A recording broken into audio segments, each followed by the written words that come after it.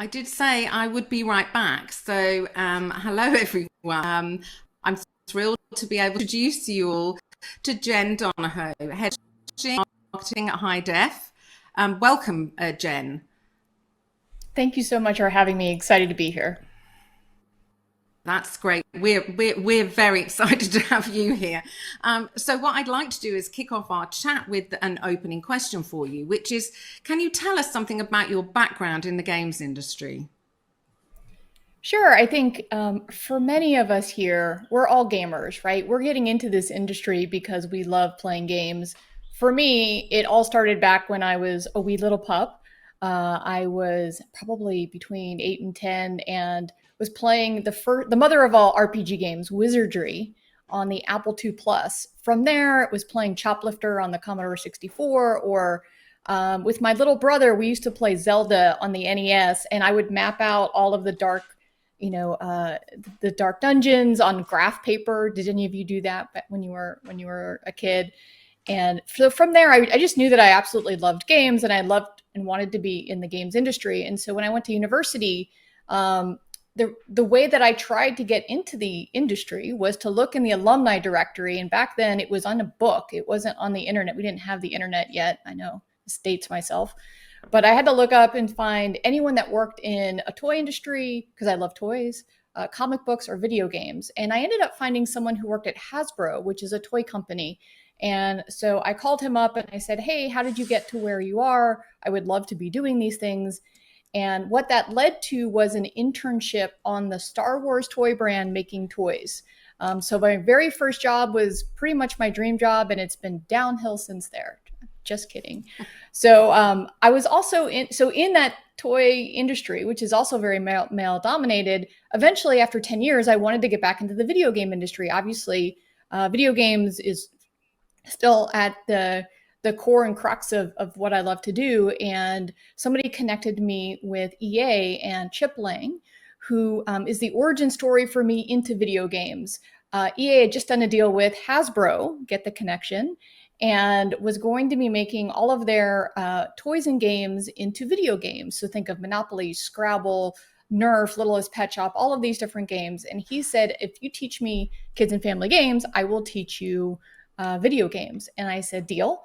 And we spent 5 great years together at EA. After that, I moved on to work at Zynga and Scopely, and spending a lot of time in mobile games. And most recently, I was at Riot for over 3 years, where I set up the UA team and launched Riot's first ever mobile game called Teamfight Tactics. So around a few months ago, actually, Chip Lang, the same guy, called me back and said, "Hey, I'm at a mobile startup.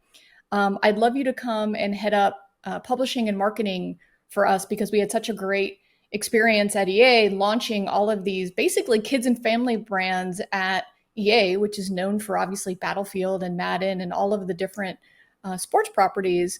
We have a great idea and a great company, and come to this company called HiDef with 4 multiracial founders.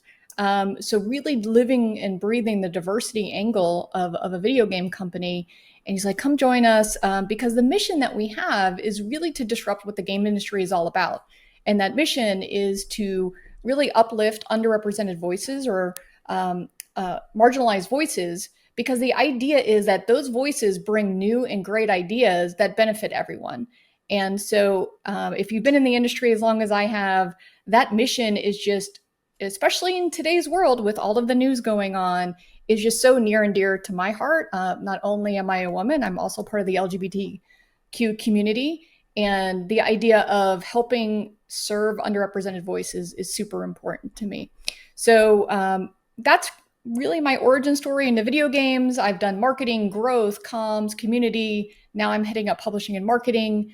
It just shows that if you really believe and you really want to do something, put yourself out there, reach out to people, and get help. So hopefully that is a very, very long-winded way of giving my background, but gives you a little sense of who I am. Thanks so much, Jen, and that's really great to hear. You've obviously been in the industry a long time, and from what you're saying, you've also had a lot of experience in all kinds of different sizes of games companies. Perhaps you can tell us something about your experience. Has it been different at smaller and larger games companies?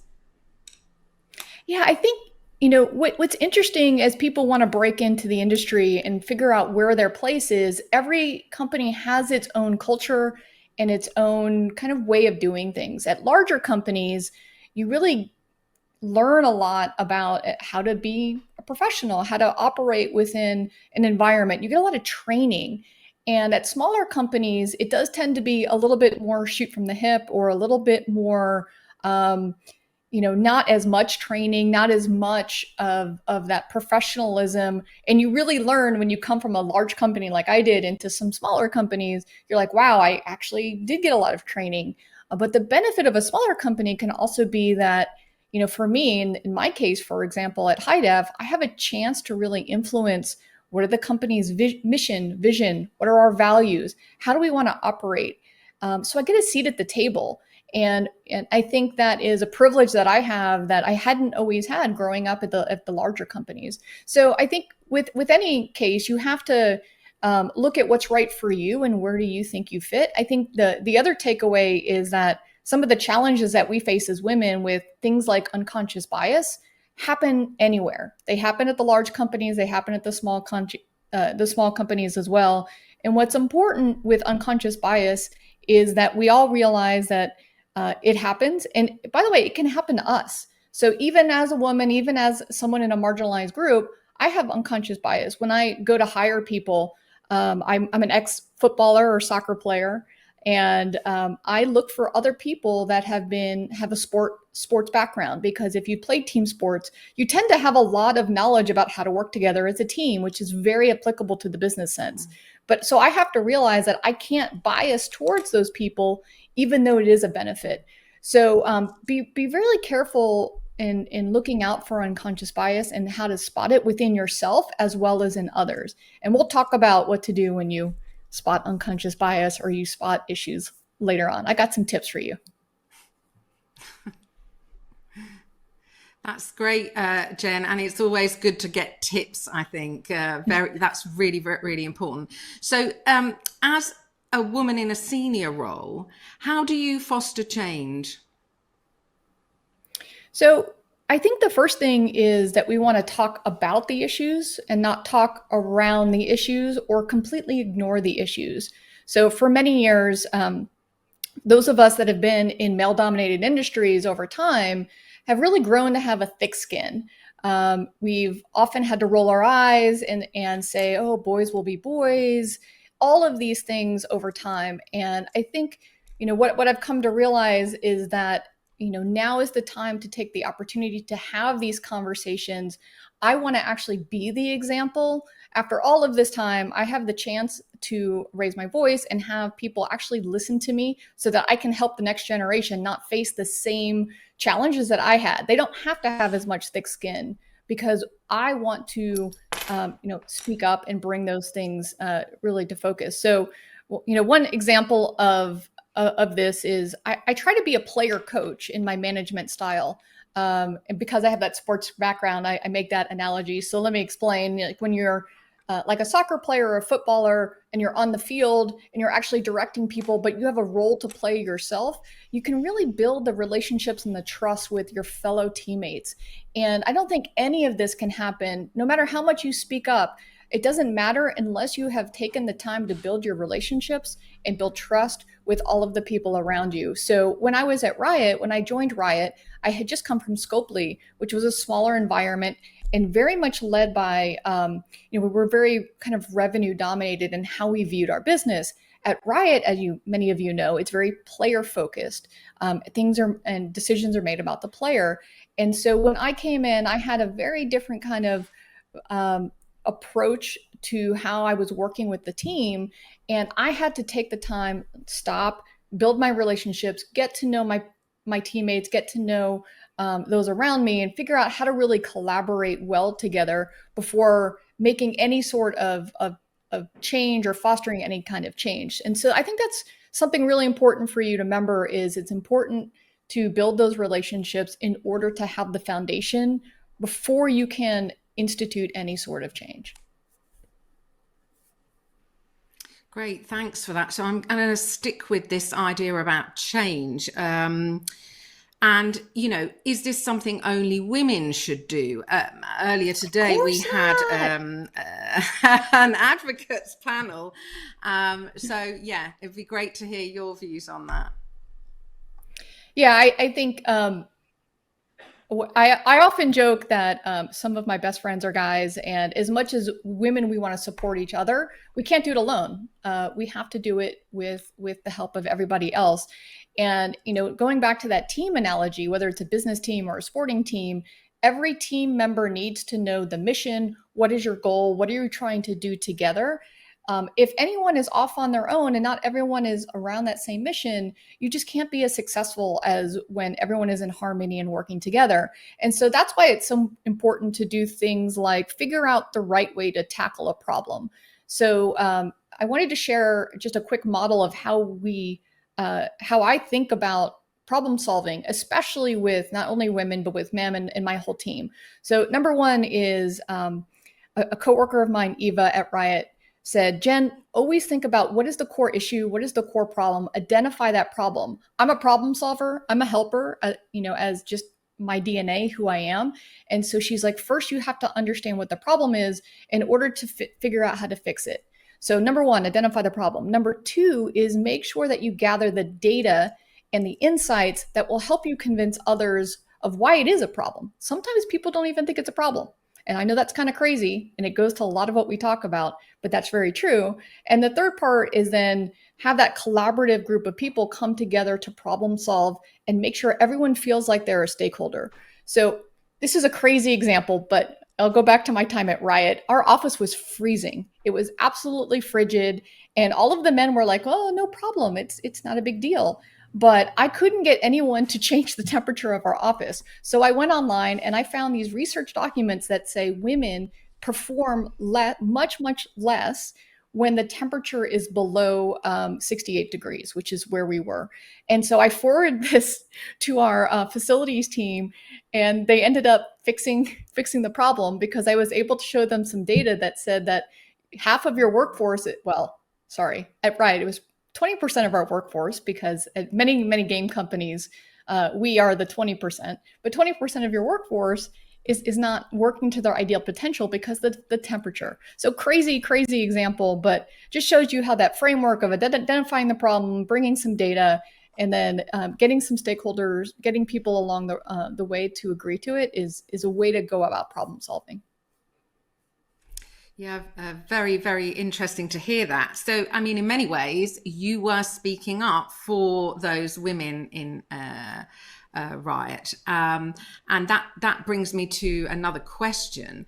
What is speaking up? What does it mean? And how do you, as a kind of more a philosophical approach, how do you go about that? So speaking up goes back to what I said earlier. It's this moment in time where, boys will be boys is no longer acceptable. Speaking up means we're at a time where everyone has the right to ask for respect, to be treated with respect, and to be treated with empathy. And I think that this moment is where it harkens back. I don't know if anyone's a hair metal band fan, but from 1984, Twisted Sister, We're Not Gonna Take It. That song just always comes in my head, especially now with what's going on in the industry, is like, we don't have to take it anymore, everybody. And, what we can do now is engage in these conversations, but I do encourage us to do it with empathy, with patience, because just, to many people, to many men, changing things is, for them, this is how it's been their entire lives. And so asking for change is, for them, not as easy as we would like it to be. In our heads, we're like, of course, this makes perfect sense. Why would we not want to change? But for them, we have to have a little bit of empathy and patience and help them see the value of inclusivity and the value of diversity Frances Fry is a woman, a Harvard Business School professor who helped Riot through some of the challenges that Riot had. And she has a number of books. The latest one is called Unleashed. And what she really preaches is the value of empathy and inclusion, of how all of these can be better business decisions and be better business goals. So not only is it good for women to feel included because it's a morale issue, it's also really good business decision because all of this drives better business outcomes. And so I think that's what's important in terms of when we talk about speaking up, that people understand that it's actually a good business decision as well as a good morale and company morale decision.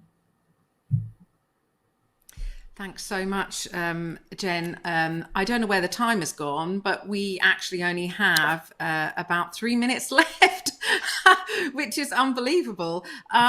So I think what I would like to do is see if there are any takeaways here right at the end, particularly on some tactics or examples of how women can be the change by speaking up.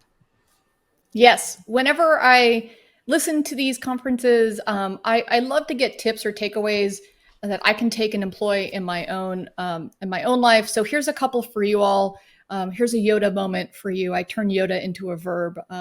So number one is understand your company values, or take the opportunity to contribute to them. So most company values have things like transparency or honesty or respect in them.